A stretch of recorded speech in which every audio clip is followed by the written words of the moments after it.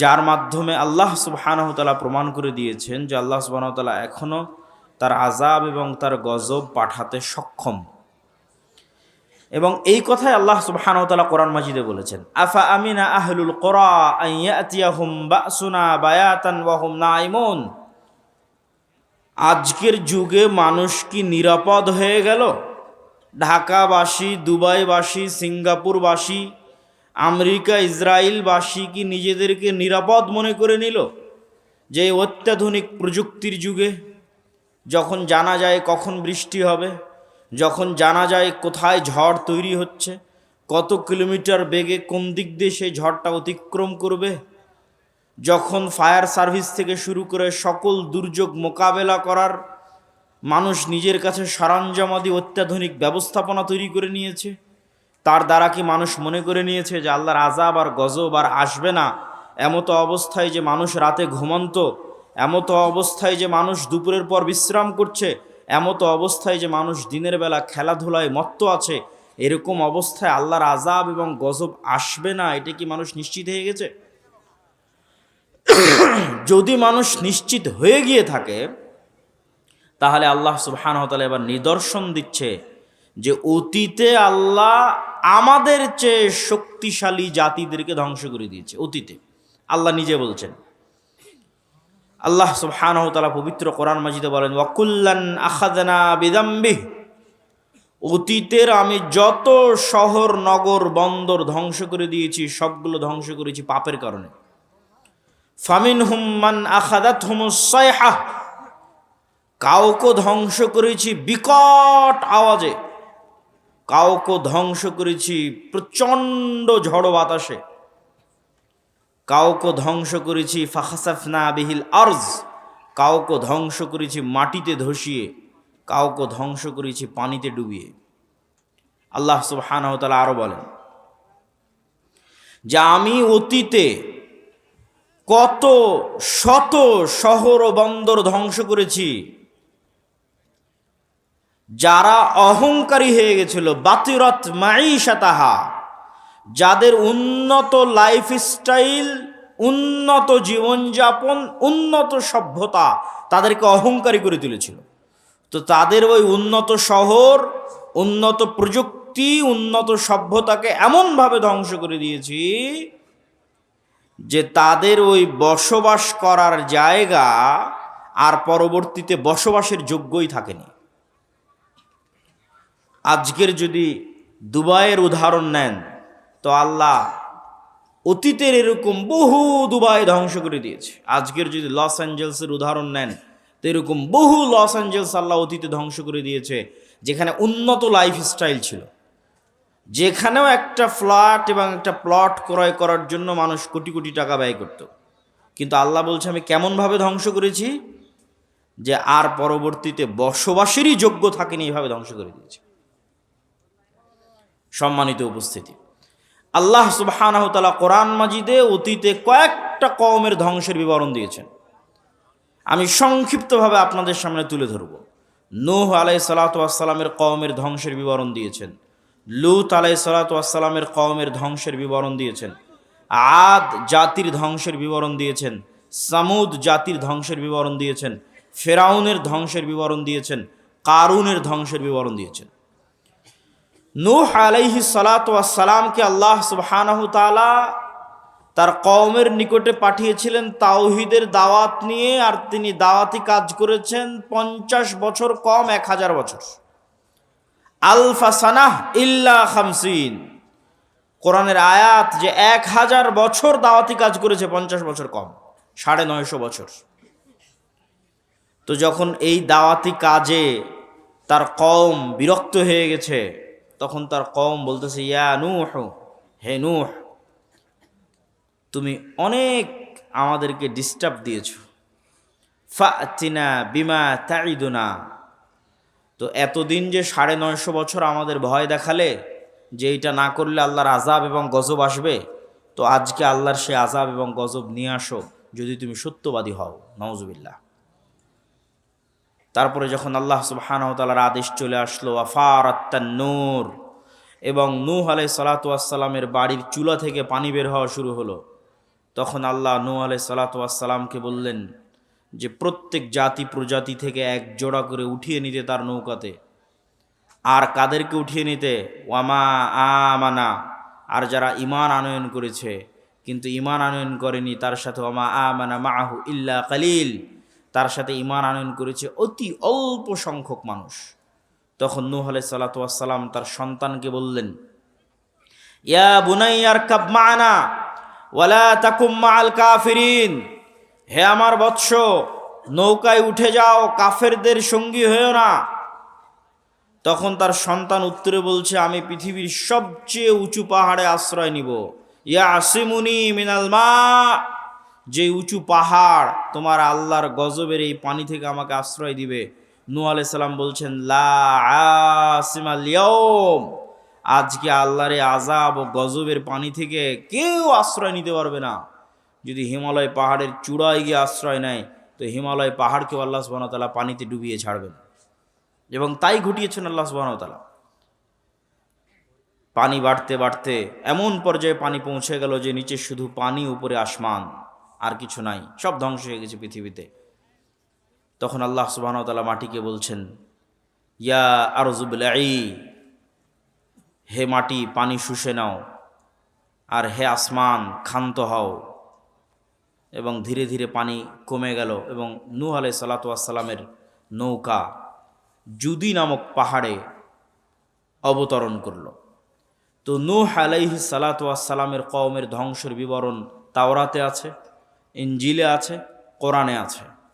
তো নূহ আলাইহিস সালাতু ওয়াস সালামকে যে ভয়াবহ বন্যা দিয়ে আল্লাহ ধ্বংস করেছেন, আজকের লস অ্যাঞ্জেলসের আগুন তার তুলনায় কিছুই কিছুই কিছুই কিছুই না। তারপরে যদি আসে লূত আলাইহিস সালাতু ওয়াস সালামের কথা, লূত আলাইহিস সালাতু ওয়াস সালামের কওম পৃথিবীতে এমন নিকৃষ্ট গুনাহ করেছিল যা অতীতে পৃথিবীতে আর কেউ কোনোদিন করেনি। আর ওই ভয়ঙ্কর ভয়াবহ গুনাহ থেকে বাঁচানোর জন্য লূত আলাইহিস সালাতু ওয়াস সালাম তার কওমের মাঝে দাওয়াতি কাজ করতেন। তার কওমের উত্তর কি ছিল? তার কওমের উত্তর এটা ছিল যে তুমি যখন এতই পবিত্র তা আমাদের সাথে থাকার দরকার নাই, আমরা সব অপবিত্র, তুমি পবিত্র, তুমি আমাদের এলাকা ছেড়ে চলে যাও। এবং যখন তারা লূত আলাইহিস সালাতু ওয়াস সালামকে এইভাবে তাকে উত্তর দিল, তখন আল্লাহ ফেরেশতা পাঠালেন। ফেরেশতা ইব্রাহিম আলাইহিস সালাম হয়ে লূত আলাইহিস সালাতু ওয়াস সালামের নিকটে গেল, সুন্দর সুদর্শন কিশোর এবং যুবকের আকৃতিতে। তখন ওই অঞ্চলের যারা মানুষ, নিকৃষ্ট পশুতুল্য মানুষ, তারা তখন তাদের লোলুপ দৃষ্টি এই ফেরেশতাদের দিকে দিল। লূত আলাইহিস সালাম তখনও জানতেন না তারা ফেরেশতা। তখন লূত আলাইহিস সালাতু ওয়াস সালাম ভয় পেয়ে গেলেন, আলাইসা মিনকুম রাজুলুর রাশিদ, তোমাদের মধ্যে কি একজনও পবিত্র মানুষ নাই? এবং তিনি আফসোস করে বললেন যে আমি আশ্রয় গ্রহণ করছি ইলা রুকনিন শাদীদ, তথা আল্লাহর নিকটে আশ্রয় প্রার্থনা করতেছেন, আল্লাহর আশ্রয় ছাড়া আমার বাঁচার জায়গা নাই। আজকে তোমরা আমার মেহমানদের সামনে আমার মেহমানকে তোমরা আজকে অপমান করবা। তখন এবার মেহমানেরা উত্তর দিয়ে বলছে, ইন্না রাসূলু রাব্বিক। লূত আলাইহিস সালাতু ওয়াস সালাম, ভয় পাওয়ার কিছু নাই, আমরা আল্লাহর পক্ষ থেকে পাঠানো ফেরেশতা, আপনি এক্ষুনি এই মুহূর্তে এই শহর ত্যাগ করেন। ওয়ালা ইয়ালতাফিত, পিছনে ফিরে তাকাবেন না। তাদের লাস্ট টার্গেট হচ্ছে মাউইদুহুমুস সুবহ, সকাল, সকালে ধ্বংস হয়ে যাবে।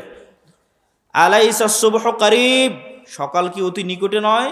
সকাল হওয়ার আগে শহর ত্যাগ করেন, পিছনে ফিরে তাকাবেন না, স্ত্রীকে সাথে নেবেন না, সেও তাদের অন্তর্ভুক্ত হবে, আযাবের অন্তর্ভুক্ত হবে। এবার আল্লাহ বলছে, জাআলনা আলিয়াহা সাফিলাহা, ওই শহরকে আমি কি করলাম জানো? ওই শহরকে এইভাবে উল্টিয়ে দিলাম, তার উপর অংশ করে দিলাম নিচে, নিচের অংশ করে দিলাম উপরে। ওয়া আরসালনা আলাইহিম হিজারাতাম মিন সিজ্জিল, আর তাদের উপর পাঠাতে থাকলাম আসমান থেকে আগুনের পাথর বৃষ্টি। আগুনের পাথর বৃষ্টি আসমান থেকে পাঠাতে থাকলাম, শহরকে উল্টিয়ে দিলাম। তো এই যে ভয়ঙ্কর ভয়াবহ গজব আল্লাহ নাজিল করলেন, তার তুলনায় এই লস অ্যাঞ্জেলসের আগুন কিছুই নয়। এবার 3, আদ জাতি। আর আমি আদ জাতির নিকটে পাঠিয়েছি আখাহুম হুদ, তাদের ভাই হুদকে। আমি আদ জাতির নিকটে পাঠিয়েছি হুদ আলাইহিস সালাতু ওয়াস সালামকে। আর এই প্রত্যেক নবীর দাওয়াত কমন ছিল, ইয়া কওমি ইবুদুল্লাহ, হে আমার কওম, আল্লাহর ইবাদত করো, আল্লাহ ব্যতীত ইবাদতের যোগ্য কেউ নাই। তো আদ জাতি কি উত্তর দিল? আদ জাতিকেও হুদ আলাইহিস সালাম বলেছিলেন আল্লাহর ইবাদত না করলে আল্লাহর গজব আসবে। তখন আদ জাতি উত্তরে বলেছিল, মান আশাদ্দু মিন্না কুওয়া। হুদ, তুমি আমাদেরকে আল্লাহর আযাবের গজবের ভয় দেখাও। তুমি বলো তো, এই পৃথিবীতে আমাদের চেয়ে কেউ শক্তিশালী আছে? আমাদের চাইতে এই পৃথিবীতে কেউ কি শক্তিশালী আছে যে তুমি আমাদেরকে গজবের ভয় দেখাও, আযাবের ভয় দেখাও? তো মজাকের কথা যে আদ জাতির উপর গজব আসবে। যেমন আমাদের কাছে মজাক মনে হতে পারে আজকের পৃথিবীর সবচেয়ে শক্তিশালী রাষ্ট্র ইসরায়েল, সবচেয়ে শক্তিশালী রাষ্ট্র আমেরিকা, তাদের উপর আবার কি আসতে পারে, আর তাদেরকে কে আবার ক্ষতিগ্রস্ত করতে পারে? ঠিক যেভাবে আদ জাতি বলেছিল মান আশাদ্দু মিন্না কুওয়া। তখন আল্লাহ বলেছিলেন আওয়ালাম ইয়ারাও, তারা কি জানে না, আন্নাল্লাহাল্লাযী খালাকাহুম, যে তারা যতই শক্তিশালী হোক, যতই উন্নত সভ্যতার হোক, তার শক্তি বাড়তে বাড়তে বাড়তে বাড়তে পৃথিবীর মানুষের শক্তি সভ্যতার যদি শেষ সীমায় পৌঁছে যায়, তবুও লাস্ট রেজাল্ট হচ্ছে আল্লাহ তাদের সৃষ্টিকর্তা আর ওরা সৃষ্টিজীব। তো শক্তি কার বেশি হবে? সৃষ্টিকর্তার বেশি হবে। এটাই যুক্তির কথা, এটাই লজিকের কথা। তো আমেরিকা ইসরায়েলের শক্তি যতই বেশি হোক, আল্লাহ সুবহানাহু ওয়া তাআলা আমেরিকা এবং ইসরায়েলের যদি সৃষ্টিকর্তা হন, তাহলে দিন শেষে শক্তি কার বেশি? আল্লাহর বেশি। তখন আদ জাতিকে আল্লাহ সুবহানাহু ওয়া তাআলা ধ্বংস করলেন বিরিহিন সরসরিন আতিয়াহ, প্রচণ্ড ঝড়ো বাতাস এবং প্রচণ্ড ঠান্ডা, প্রচণ্ড ঝড়ো বাতাস এবং প্রচণ্ড ঠান্ডা। আর এই প্রচণ্ড ঝড়ো বাতাস আর প্রচণ্ড ঠান্ডা বাতাস চলল 1 সপ্তাহ ব্যাপী। এবং এই 1 সপ্তাহ ব্যাপী প্রচণ্ড ঝড়ো বাতাসে তারা হয়ে গেল গোড়া কাটা খেজুর গাছের ন্যায়।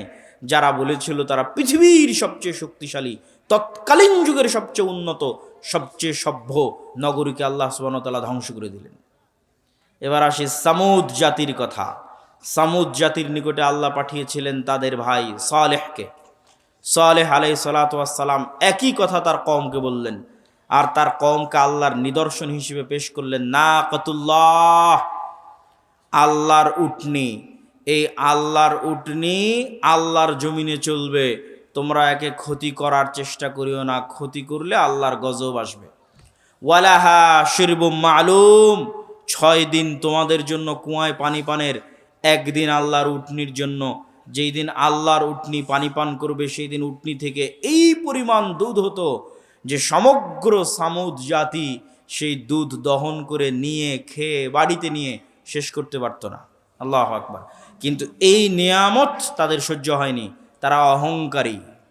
অহংকারী হয়ে সালেহ আলাইহিস সালাতু ওয়াস সালামকে বলছে ফাআকারুহা, কেটে নিয়ে, উটনির পা কেটে নিয়ে সালেহ আলাইহিস সালাতু ওয়াস সালামকে বলছে ফাতিনা বিমা তাইদুনা, আযাবের ভয় দেখাতে এই যে তোমার আল্লাহর উটনির পা কেটে নিয়েছে, এবার আযাব নিয়ে আসো। কোথায় আযাব? আযাব নিয়ে আসো। ফাখাযাতহুমুস সাইহাহ, কোথাও এসেছে ফাখাযাতহুমুর রাজফা, বিকট আওয়াজ, এমন বিকট আওয়াজ যে বিকট আওয়াজে তারা হয়ে গেল ওয়াহুম জাসিমিন। মুফাসসিরিনে কেরাম লিখছেন জাসিমিনের অর্থ যে যে যেখানে যে অবস্থায় ছিল সে অবস্থায় থেকে গেল। কেউ চা পান করছিল তো চা হাতে নিয়ে ওভাবেই থেকে গেল, বিকট আওয়াজের সাথে সাথে ওভাবেই মৃত্যু হয়ে গেছে, ওভাবে থেকেও গেছে। কেউ দৌড়াচ্ছিল, ও দৌড়ানো অবস্থায় থেকে গেছে। কেউ খাবার খাচ্ছিল, খাবার খাওয়া অবস্থায় থেকে গেছে। কেউ গোসল করছিল, গোসল অবস্থায় থেকে গেছে।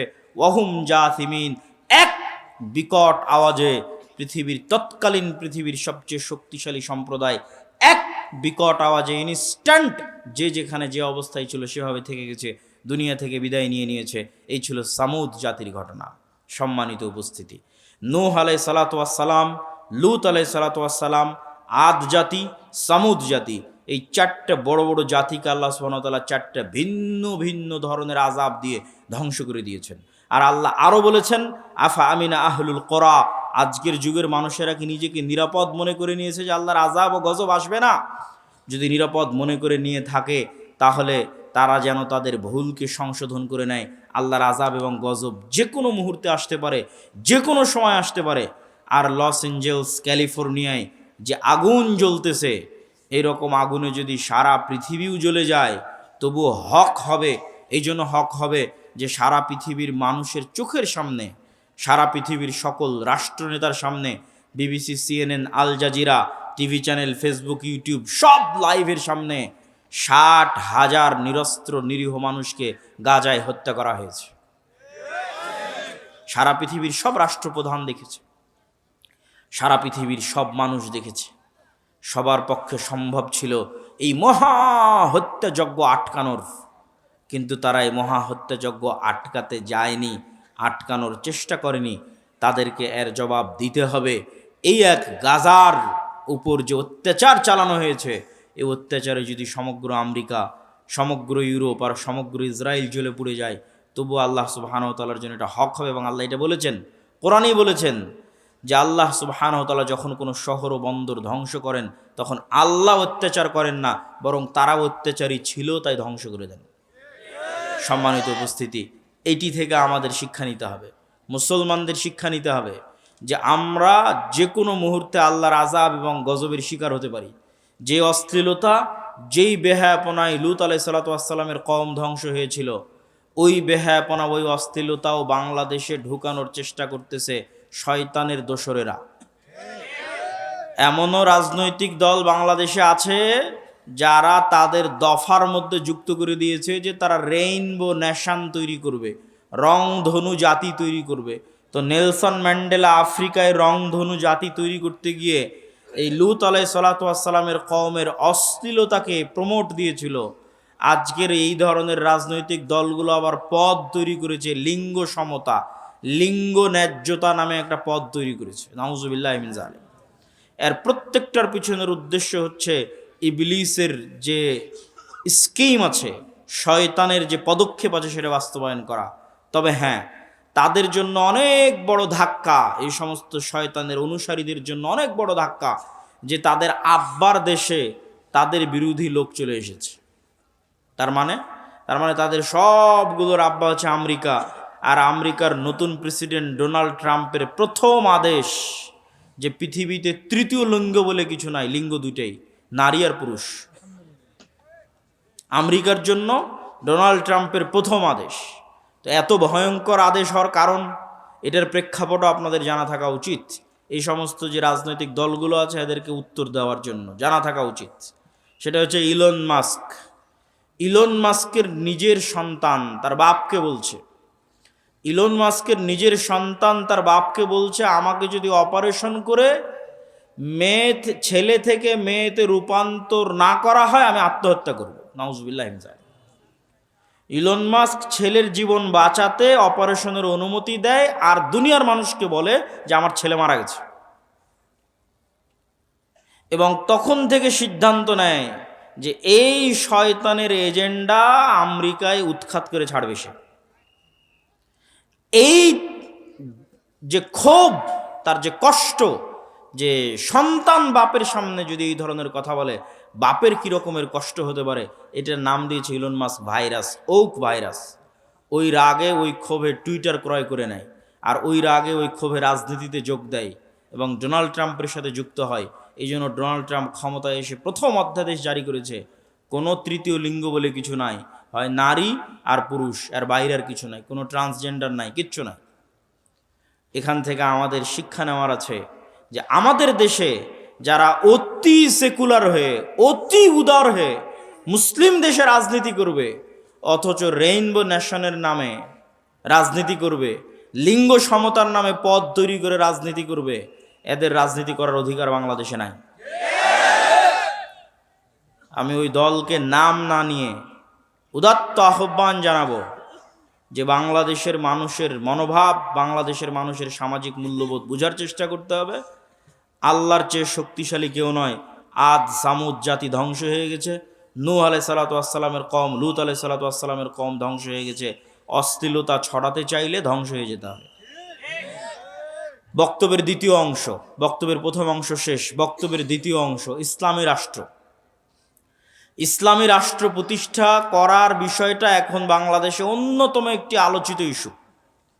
কেউ কেউ মনে করতেছে তারা ভোটের মাধ্যমে, রাজনীতি করে, গণতন্ত্রের মাধ্যমে ইসলামী রাষ্ট্র প্রতিষ্ঠা করবে। অথচ আমরা কোরআন এবং হাদিস পড়ে বুঝতেছি যে আপনি ততক্ষণ পর্যন্ত মুমিন হতে পারবেন না যতক্ষণ না আপনি তাগুতের কাফের না হবেন। আপনি ততক্ষণ মুমিন হতে পারবেন না যতক্ষণ না আপনি নিজেকে কাফের বলে ঘোষণা করবেন যে আমি তাগুতের কাফের।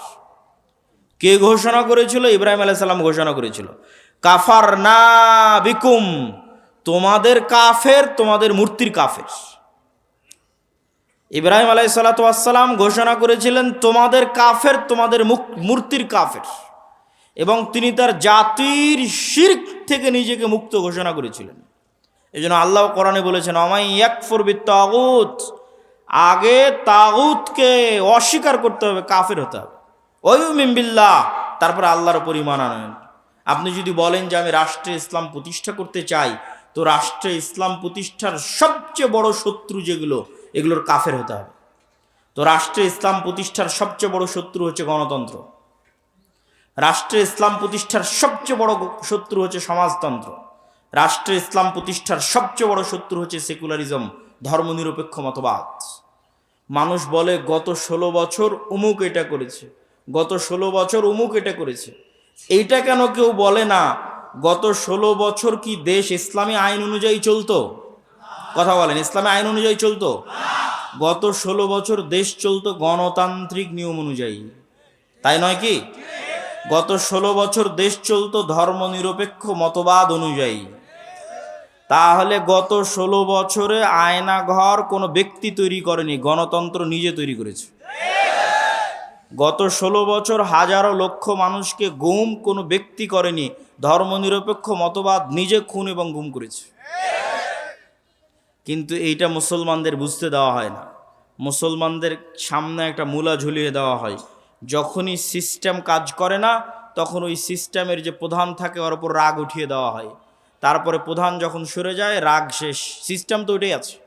আপনাকে বুঝতে হবে যে গুণ, খুম, আয়নাঘর সিস্টেম তৈরি করেছে, গণতান্ত্রিক সিস্টেম তৈরি করেছে, সেকুলার সিস্টেম তৈরি করেছে।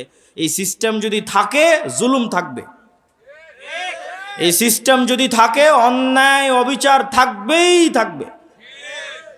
ব্যক্তির সাথে অন্যায় অবিচার সম্পৃক্ত নয়, সিস্টেমের সাথে অন্যায় অবিচার সম্পৃক্ত। আমরা শুধু নামে স্বাধীন হয়েছি, কিন্তু নিয়ম কানুন, শিক্ষা ব্যবস্থা, আইন, আদালত সবকিছু ব্রিটিশদের রেখে যাওয়া। ওই সিস্টেমেই চলতেছে। ব্রিটিশ আর্মিতে যে আইন ছিল ওই আইন পাকিস্তান আর্মিতে, পাকিস্তান আর্মিতে ওই আইন ইন্ডিয়ান আর্মিতে, ইন্ডিয়ান আর্মির আইন পাকিস্তান আর্মিতে, পাকিস্তান আর্মির আইন বাংলাদেশ আর্মিতে, সব জায়গায় ব্রিটিশ আইন চলতেছে। সম্মানিত উপস্থিতি, তাহলে আপনি যতক্ষণ ওই সিস্টেমের কাফের না হবেন ততক্ষণ আপনি ইসলামকে রাষ্ট্র ক্ষমতায় প্রতিষ্ঠা করবেন, এটা অলীক স্বপ্ন, এটা অলীক কল্পনা যে সেকুলারিজমের মধ্যে দিয়ে ইসলাম রাষ্ট্র ক্ষমতায় প্রতিষ্ঠিত হবে। বিকৃত ইসলাম প্রতিষ্ঠিত হতে পারে, কম্প্রোমাইজড ইসলাম প্রতিষ্ঠিত হতে পারে, অবিকৃত শক্তিশালী ইসলাম কখনো এই সমস্ত তন্ত্রমন্ত্র দিয়ে প্রতিষ্ঠিত হবে না, যে তন্ত্রমন্ত্রকে তৈরি করা হয়েছে ইসলাম যেন রাষ্ট্র ক্ষমতায় যেতে না পারে তার জন্য। 2 নাম্বার, রাষ্ট্র ক্ষমতায় ইসলাম প্রতিষ্ঠা করার কি আমরা মুসলমানেরা যোগ্য? এইটার উত্তর আপনাকে দিতে হবে। ইসলামের রাষ্ট্র ক্ষমতার ব্র্যান্ডিং হচ্ছে ন্যায় বিচার এবং সত্যবাদিতা। এটা হচ্ছে রাষ্ট্র ক্ষমতায় ইসলামের ব্র্যান্ডিং। মোহাম্মদ বিন কাসেম যখন সিন্ধুতে অভিযান করে, তারেক বিন জিয়াদ যখন স্পেনে অভিযান করে, ইতিহাস ঘেটে দেখেন যে সিন্ধুতে অভিযান করেছে ইসলাম প্রচারের জন্য না অন্যায় দূর করার জন্য?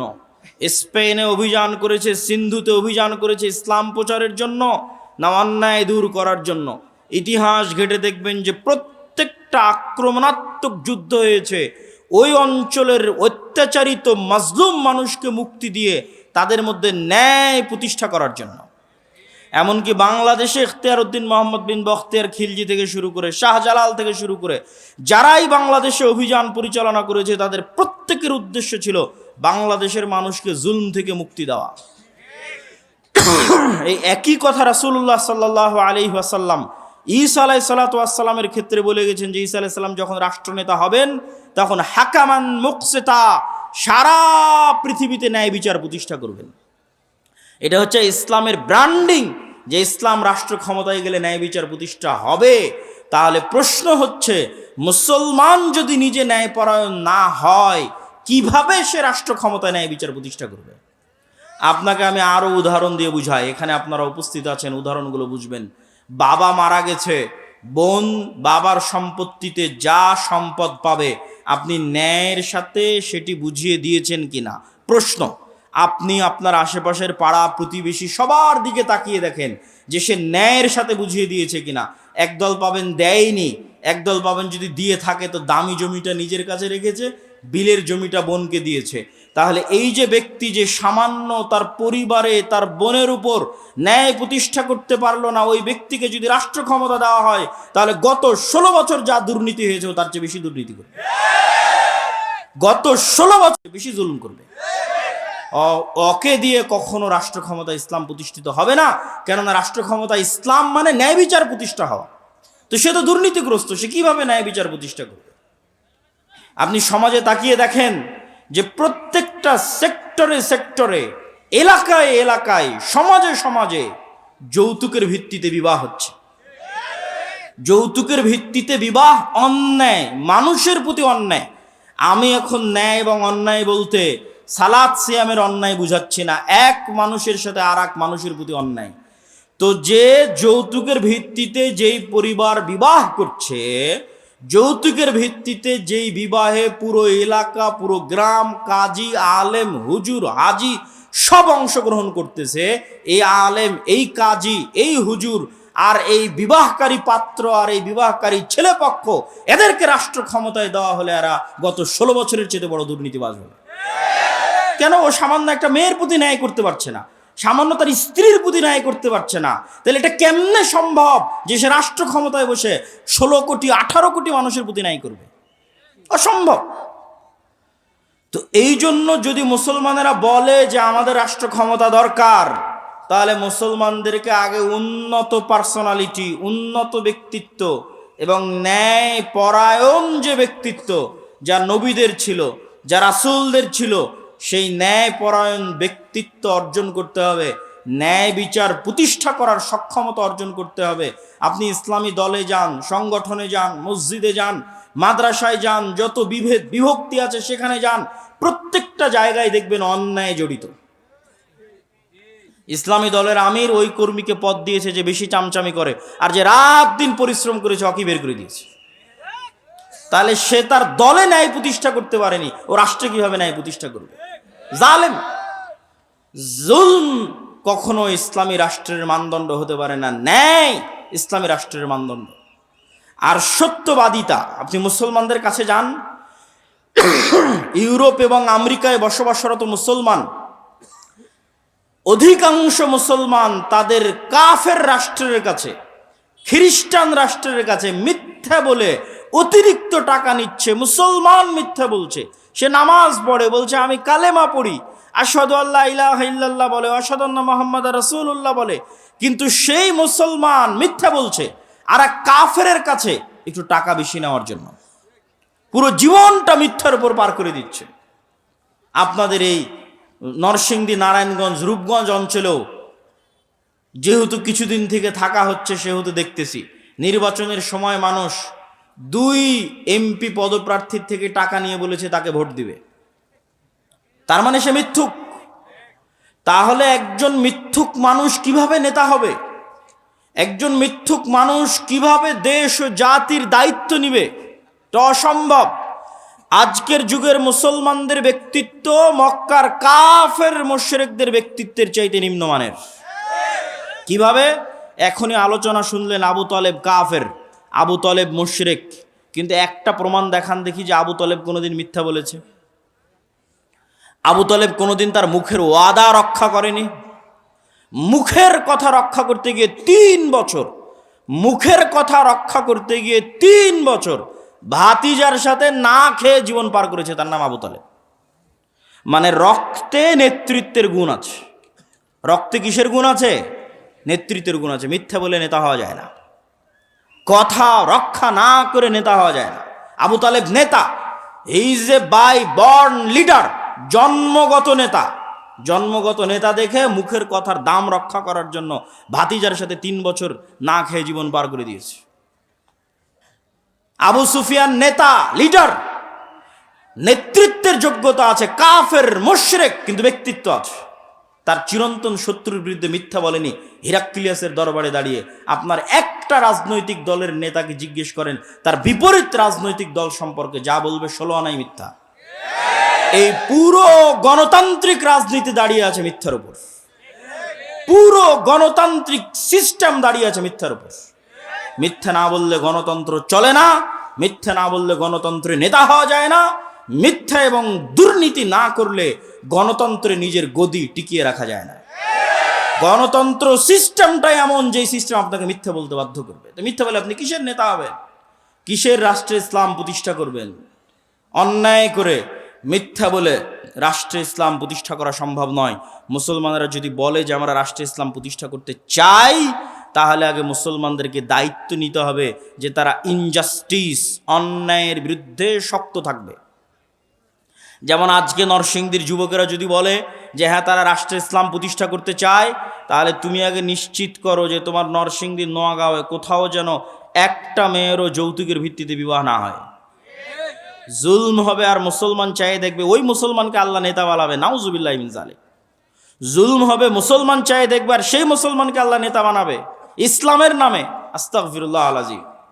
তুমি যদি বলো রাষ্ট্রে ইসলাম প্রতিষ্ঠা করতে চাই, তো ওখানে মৃত্যুবরণ করেছে, ওই মৃত্যুর জানাজায় উপস্থিত হয়ে ওর মেয়েকে তার সম্পত্তি বুঝিয়ে দিতে বাধ্য করে তারপর উঠে আসো। ডিসেন্ট্রালাইজেশন, কেন্দ্রীয় রাষ্ট্র ক্ষমতাকে ডিসেন্ট্রালাইজেশন করো, বিকেন্দ্রীকরণ করো, নিজের পরিবার, নিজের সমাজে ন্যায় প্রতিষ্ঠা করো। একবার ন্যায় প্রতিষ্ঠা করার সংগ্রামে নেমে গেলে আল্লাহ তোমাকে রাষ্ট্র ক্ষমতা এমনি দিয়ে দিবে ইনশাআল্লাহ। কেননা তখন তুমি যোগ্য বিবেচিত হয়ে যাবা, সত্যবাদী ব্যক্তি, ন্যায় প্রতিষ্ঠাকারী ব্যক্তি আল্লাহর দরবারে যোগ্য বলে বিবেচিত হবে নেতা হওয়ার। আর যদি ওই কম্প্রোমাইজ করার স্বভাব না থাকে, যে গণতন্ত্রের সাথে কম্প্রোমাইজ, সমাজতন্ত্রের সাথে কম্প্রোমাইজ, সেকুলারিজমের সাথে কম্প্রোমাইজ, ধর্ম বিক্রি করে দেওয়ার সাথে কম্প্রোমাইজ, নিজের দিনের উপর আত্মবিশ্বাস নাই, তখন আমি শিখতে বলেছি যুবকেরা, নিজের দিনের উপর আত্মবিশ্বাস ফিরিয়ে আনতে তোমরা দুটো জাতিকে দেখবা, একটা ইহুদি আর একটা হিন্দু। দূরের কথা বাদ দিলাম, আজকে পার্শ্ববর্তী দেশ ভারতের কথাও যদি ধরি, যে বিজিবি এবং বিএসএফ এর সীমান্তে যে গন্ডগোল, এই গন্ডগোল নিয়ে ফেসবুকে যুবকেরা লেখালেখি করছে, হাসি ঠাট্টা ট্রল করছে যে ভারতের হিন্দুরা গরুর মূত্র পান করে, এটা নিয়ে হাসি ঠাট্টা এবং ট্রল। তো আমার কথা হচ্ছে, ভারতের ওই হিন্দু যে গরুর মূত্র পান করে, আর গরুর মূত্র পান করা একটা ভ্রান্ত কাজ হলেও এই ভ্রান্ত কাজের উপর ওর বিশ্বাস কত অটল, ওর বিশ্বাস কত অবিচল, যে একটা ভ্রান্ত কাজকে রাষ্ট্রে পর্যন্ত প্রতিষ্ঠিত করেছে। আর তুমি কত বড় মরদ, কত বড় সাহসী, যে তোমার নবীর সুন্নাত না তোমার জীবনে, না তোমার বাড়িতে, না তোমার পরিবারে, না তোমার রাষ্ট্রে। তো তুমি কিসের সাহসী, কিসের বীর পুরুষ? বীর পুরুষ সেই যে তার নিজের দিনের উপর অটল। ইহুদিদেরকে দেখে আসো যে তার দিনের কোনো একটা বিষয়ে ছাড় দেয় কিনা। সারা পৃথিবীতে সুদী অর্থনীতির গুরু তারা, অথচ নিজেরা কোনোদিন সুদ নেয় না, নিজেরা কোনোদিন সুদী লেনদেন করে না। কেন? তারা জানে সুদ মানুষকে গোলাম বানায়, সুদ মানুষকে কৃতদাস বানায়। আল্লাহর নবী নিজে সুদ মানুষকে যে গোলাম বানায়, কৃতদাস বানায়, তার দলিল দিয়ে গেছে। আপনি বলবেন কিভাবে, কোথায় দলিল? জি আমি দলিল দেখাচ্ছি। তার আগে বলে নেই, বাংলাদেশের মুসলমানদের সমাজগুলোতে যদি যাবেন, তাহলে এনজিও আর ক্ষুদ্র ঋণে পরিপূর্ণ। তাহলে এই যে এনজিওর মাধ্যমে কিস্তির ভিত্তিতে ক্ষুদ্র ঋণে যুক্ত হয়ে গেছে, ও গোলাম হয়ে গেছে। ও জীবনে কোনো দিন আর নেতা হতে পারবে না, কোনো দিন না। কিভাবে গোলাম হয়ে গেছে? রাসূলুল্লাহ সাল্লাল্লাহু আলাইহি ওয়াসাল্লাম যখনই দোয়া করতেন, আল্লাহর কাছে পরিত্রাণ চাইতেন কর্জ থেকে, আল্লাহুম্মা ইন্নী আউযু বিকা মিনাল মা'সামি ওয়াল মাগরাম, আল্লাহ কর্জ থেকে পরিত্রাণ চাই। আল্লাহর নবীকে জিজ্ঞেস করা হলো, কেন কর্জ থেকে পরিত্রাণ চান এত?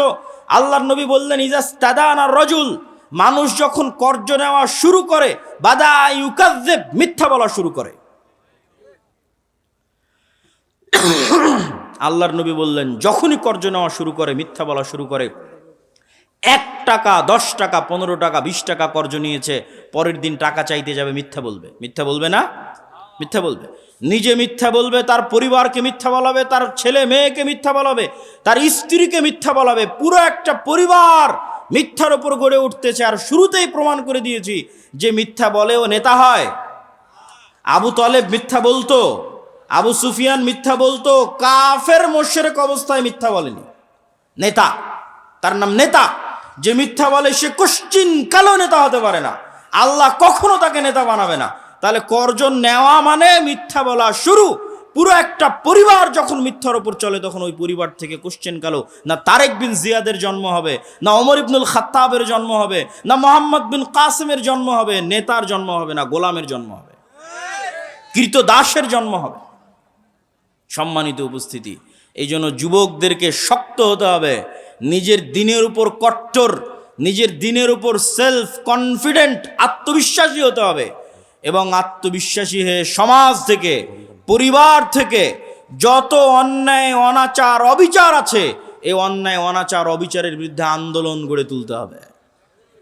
এই আন্দোলন করেছিল তিতুমির, এই আন্দোলন করেছিল হাজী শরীয়তুল্লাহ, এই আন্দোলন করেছিল সৈয়দ আহমদ ব্রেলভি, এই আন্দোলন করেছিল শাহ ইসমাইল শহীদ। অন্যায়ের বিরুদ্ধে আন্দোলন করেন, অন্যায়ের বিরুদ্ধে আন্দোলন আপনাকে রাষ্ট্র ক্ষমতায় পৌঁছে দিবে। আল্লাহ সুবহানাহু ওয়া তাআলা কবুল করুক, আল্লাহুম্মা আমিন। বক্তব্যের শেষ পয়েন্ট হচ্ছে দীর্ঘমেয়াদী পরিকল্পনা। সংক্ষিপ্ত 5 বছর 2 বছর হুজুগে পরিকল্পনা, রিয়্যাক্ট করা, এটা দিয়ে কোশ্চিন কালো আপনি রাষ্ট্র ক্ষমতায় যেতে পারবেন না। মুসলমানদের সবচেয়ে বড় সমস্যা হচ্ছে তারা রিয়্যাক্ট করে, তারা অ্যাক্ট করা জানে না। রিয়্যাক্ট কি আর অ্যাক্ট কি আপনাকে বুঝাই। রিয়্যাক্ট আর অ্যাক্ট হচ্ছে আপনি খাচ্ছেন, দাচ্ছেন, ঘুরছেন, ফিরছেন, আড্ডা দিচ্ছেন, হঠাৎ করে শুনলেন বাংলাদেশের রাষ্ট্রের সংবিধানে ইসলাম নাই। হঠাৎ করে একদিন শুনলেন, শোনা মাত্র রাস্তায় ঝাঁপিয়ে পড়ে বললেন লিল্লাহে তাকবীর, আল্লাহু আকবার। এটার নাম রিয়্যাক্ট। আর অ্যাক্ট কি? যে ওই রাষ্ট্র থেকে ইসলাম সরিয়েছে, ও 50 বছর থেকে প্ল্যান করছে কবে সরাবে। 50 বছর থেকে প্ল্যান করছে। আপনার প্ল্যান কয়দিনের? আপনি তো শুনলেন, লাফিয়ে পড়ে গেলেন লিল্লাহে তাকবীর, আল্লাহু আকবার বলে, ওই পর্যন্তই শেষ। পরিকল্পনা নাই, কার্যক্রম নাই, শক্তিশালী প্রতিষ্ঠান নাই। 5ই আগস্টে তো লক্ষ লক্ষ কোটি কোটি জনগণ ছিল, তো কোটি কোটি জনগণের সরকার তৈরি হয়নি কেন? এনজিওর সরকার কেন তৈরি হয়েছে? এনজিওদের শক্তিশালী প্রতিষ্ঠান আছে, এই জন্য তৈরি হয়েছে। আর এই কোটি কোটি পঙ্গপালের মতো জনগণের না একটা শক্তিশালী মিডিয়া আছে, না একটা শক্তিশালী অর্থনৈতিক প্রতিষ্ঠান আছে, তো কিসের রাজনীতি করবেন আপনি?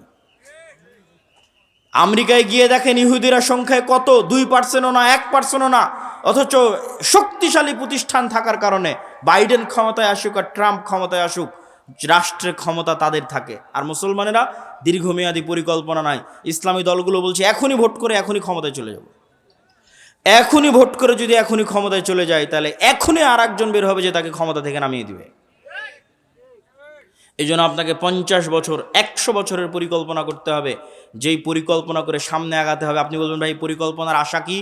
এই পরিকল্পনার আশা হচ্ছে আপনি শতভাগ নিশ্চিত থাকেন গণতন্ত্র কোনোদিন গণতন্ত্র দিয়ে ন্যায় বিচার প্রতিষ্ঠা হতে পারে না। কোনোদিন ধর্মনিরপেক্ষ মতবাদ দিয়ে ন্যায় বিচার প্রতিষ্ঠা হতে পারে না। নতুন আর যত তন্ত্রমন্ত্র সংবিধানে ঢোকানো হচ্ছে, এগুলো দিয়ে ন্যায় বিচার প্রতিষ্ঠা হবে না। ন্যায় বিচার একমাত্র শতভাগ প্রতিষ্ঠা হবে ইসলাম দিয়ে। তাহলে যতদিন গণতন্ত্র আছে ততদিন অবিচার অন্যায় থাকবে, যতদিন ধর্মনিরপেক্ষ মতবাদ আছে ততদিন অন্যায় অবিচার থাকবে, আর যতদিন অন্যায় অবিচার থাকবে ততদিন এরকম 5ই আগস্ট বারবার আসবে। 15 বছর পর আসবে, 20 বছর পর আসবে, 30 বছর পর আসবে। ওই 30 বছর পর যখন আসবে, তখন যেন আপনার জন্য সুযোগ থাকে। এই জন্য এখন থেকে দীর্ঘমেয়াদী পরিকল্পনা করতে হবে। এই দীর্ঘমেয়াদী পরিকল্পনাই হবে মুসলিম উম্মার নাজাতের মাধ্যম, বাংলাদেশের মুসলমানদের নাজাতের মাধ্যম। আল্লাহ সুবহানাহু ওয়া তাআলা কবুল করুক, আল্লাহুম্মা আমিন। 2 মিনিট থেকে 5 মিনিটের মধ্যে জরুরি কয়েকটি কথা বলে বক্তব্যের শেষের দিকে চলে যাব। মাসিক আল ইতিসামের নিয়মিত লেখালেখি আমি করি, আপনাদের শ্রদ্ধেয় উস্তাদজি করে। মাসিক আল ইতিসামের ফতোয়া দেশ বিদেশের বড় বড় আলেমদের মাধ্যমে সম্পাদিত হয়। মাসিক আল ইতিসামের সম্পাদকীয় আমি নিজে লিখি। এই মাসের সম্পাদকীয় আছে সিরিয়ার উপরে, দামেস্ক বিজয়ের উপরে। মাসিক আল ইতিসাম পড়ার